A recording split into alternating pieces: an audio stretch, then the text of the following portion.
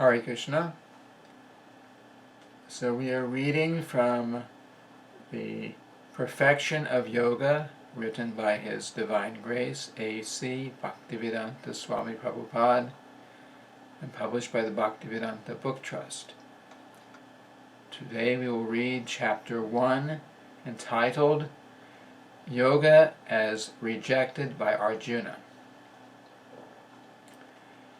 There have been many yoga systems popularized in the Western world, especially in this century, but none of them have actually taught the perfection of yoga. In the Bhagavad Gita, Sri Krishna, the Supreme Personality of Godhead, teaches Arjuna directly the perfection of yoga. If we actually want to participate in the perfection of the yoga system, in Bhagavad Gita we will find the authoritative statements of the Supreme Person. It is certainly remarkable that the perfection of yoga was taught in the middle of a battlefield. It was taught to Arjuna, the warrior, just before Arjuna was to engage in a fratricidal battle. Out of sentiment, Arjuna was thinking, "Why should I fight against my own kinsmen?" That reluctance to fight was due to Arjuna's illusion, and just to eradicate that illusion, Sri Krishna spoke the Bhagavad Gita to him. One can just imagine how little time must have elapsed while Bhagavad Gita was being spoken. All the warriors on both sides were posed for fight, so there was very little time indeed. At the utmost 1 hour. Within this 1 hour, the whole Bhagavad Gita was discussed, and Sri Krishna set forth the perfection of all yoga systems to his friend Arjuna. At the end of this great discourse, Arjuna set aside his misgivings and fought.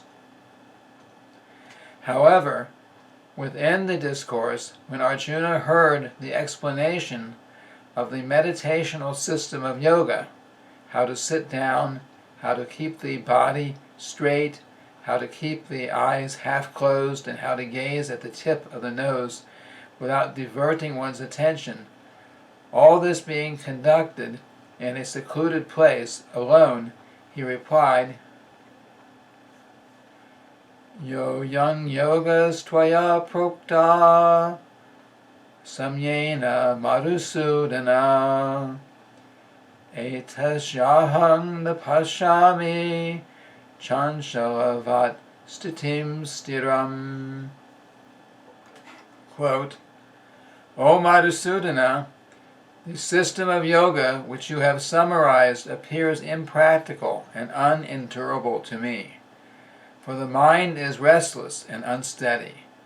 This is from Bhagavad Gita, chapter 6, verse 33. This is important. We must always remember that we are in a material circumstance wherein at every moment our mind is subject to agitation. Actually, we are not in a very comfortable situation. We are always thinking that by changing our situation, we will overcome our mental agitation. And we are always thinking that when we reach a certain point, all mental agitations will disappear. But it is the nature of the material world that we cannot be free from anxiety. Our dilemma is that we are always trying to make a solution to our problems, but this universe is so designed that these solutions never come. Not being a cheater, being very frank and open, Arjuna tells Krishna that the system of yoga which he has described is not possible for him to execute. In speaking to Krishna, it is significant that Arjuna addressed him as Madhusudana, indicating that the Lord is the killer of the demon Madhu. It is notable that God's names are innumerable for he is often named according to his activities. Indeed, God has innumerable names because he has innumerable activities. We are only parts of God, and we cannot even remember how many activities we have engaged in from our childhood to the present.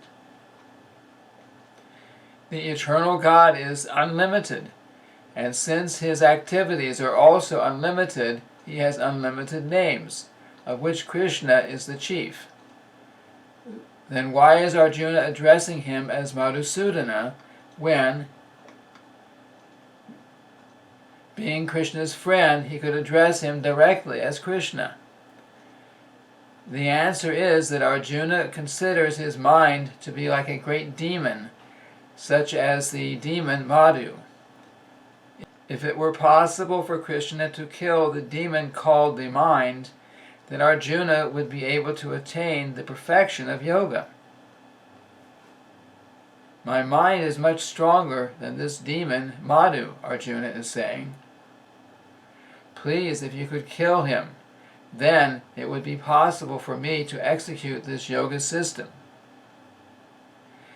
Even the mind of a great man like Arjuna is always agitated, as Arjuna himself says, Chanchalang hi mana Krishna pramati balavad dridam tashahang nigrahang manye vayor eva sudush karam. Quote, the mind is restless, turbulent, obstinate, and very strong, O Krishna, and to subdue it is, it seems to me, more difficult than controlling the wind. End quote. This is from Bhagavad Gita, chapter 6, verse 34. It is indeed a fact that the mind is always telling us to go here, go there, do this, do that. It is always telling us which way to turn. Thus, the sum and substance of the yoga system is to control the agitated mind. In the meditational yoga system, the mind is controlled by focusing on the supersoul. That is the whole purpose of yoga. But Arjuna says that controlling this mind is more difficult than stopping the wind from blowing. One can imagine a man stretching out his arms trying to stop a hurricane. Are we to assume that Arjuna is simply not sufficiently qualified to control his mind? The actual fact is that we cannot begin to understand the immense qualifications of Arjuna. After all, he was a personal friend of the Supreme Personality of Godhead.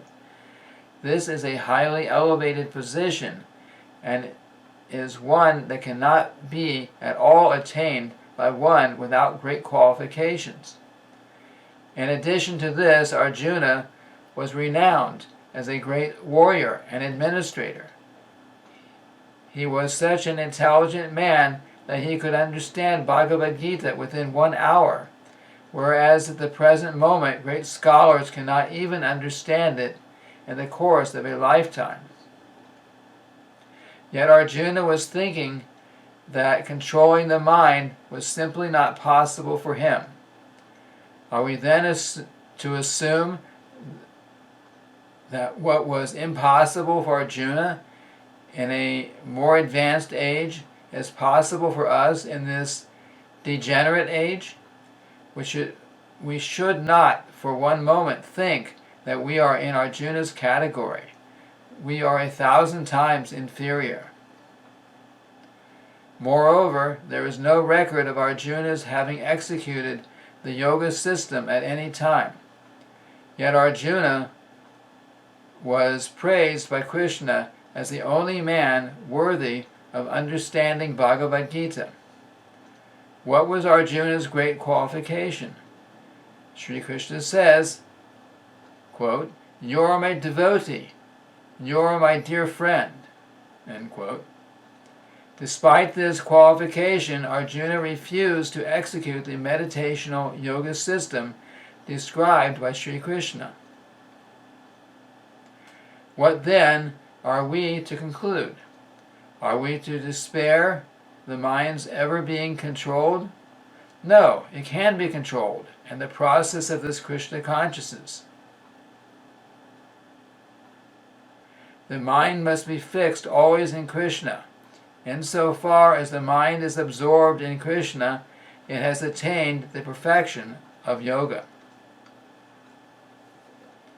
Now when we turn to the Srimad Bhagavatam, in the 12th canto, we find Sukadeva Goswami telling Maharaj Parikshit that in the golden age, the Satya Yuga, people were living for 100,000 years.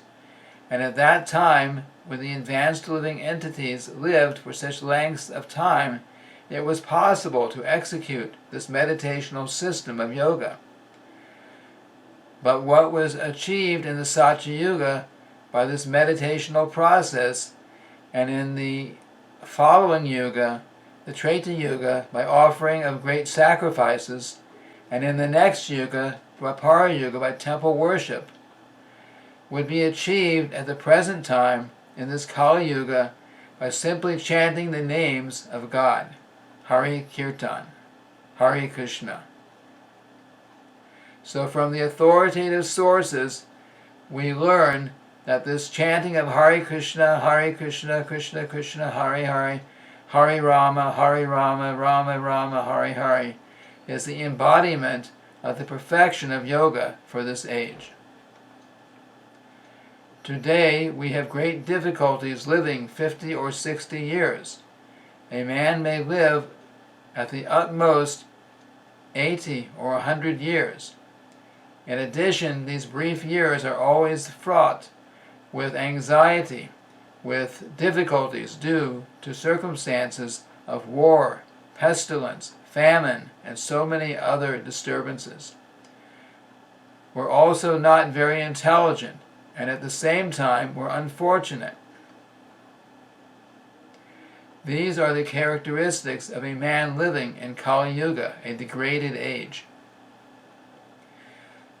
So, properly speaking, we can never attain success in this meditational yoga system described by Krishna. At the utmost, we can only gratify our personal whims by some pseudo-adaptation of this system. Thus people are paying money to attend some classes in gymnastic exercises and deep breathing, and they're happy if they think that they can lengthen their lifetimes by a few years or enjoy better sex life.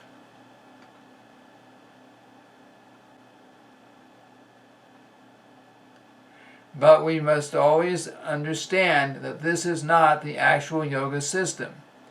In this age, that meditational system cannot be properly executed.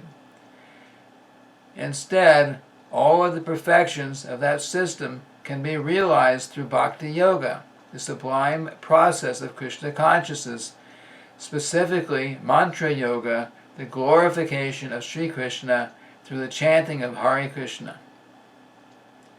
That is recommended in Vedic scriptures and is introduced by great authorities like Chaitanya Mahaprabhu. Indeed, the Bhagavad Gita proclaims that the Mahatmas, the great souls, are always chanting the glories of the Lord. If one wants to be a Mahatma in terms of the Vedic literature, in terms of Bhagavad Gita, and in terms of the great authorities, then one has to adopt this process of Krishna consciousness and of chanting Hare Krishna. But if we are content in making a show of meditation by sitting very straight in lotus position and going into trance like some sort of performer, then that is a different thing. But we should understand that such show bottle performances have nothing to do with the actual perfection of yoga. The material disease cannot be cured by artificial medicine. We have to take the real cure straight from Krishna.